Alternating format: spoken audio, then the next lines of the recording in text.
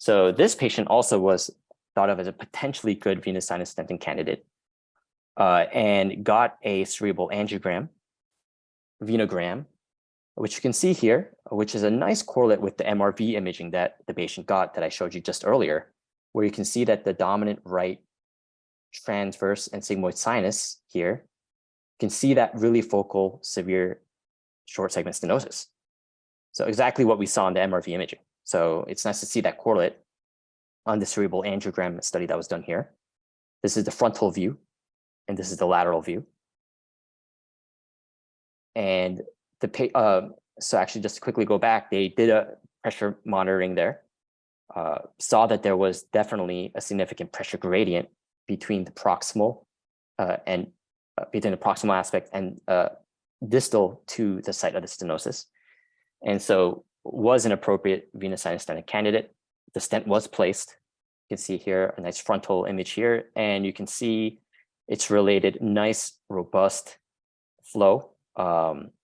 You can see, judging by the diameter of the vessel there, that the stenosis is very much improved. And here's actually a nice example of MRV imaging taken pre-stent and post-stent. So the left is before stenting, and the right-sided imaging is after stenting. And this is in the coronal plane.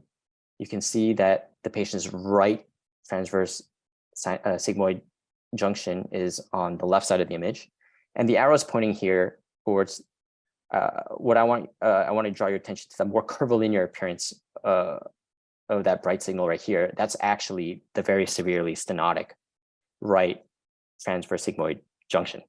And you can see that after the stent, that there is a return of a nice, robust diameter of that vessel.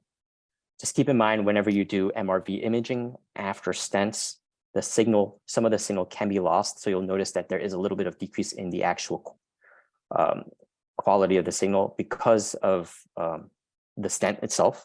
But it's important to just keep in mind that as long as you can see the signal, and as long as you can get a good idea of the actual diameter of the vessel, that's what's important. And you can see here that there is a nice return of its diameter to something a lot more robust compared to the hypoplastic left side. So here's this more MRV imaging of the same patient after stenting. And again, like I mentioned, you can see some signal loss related to the actual stent material, the surgical hardware. But if you squint kind of carefully, you can see at least that the actual diameter of the vessel has returned to something with vast improvement of its stenosis. So just to kind of better picture that, on the left side here is pre-stenting, and here is post-stenting.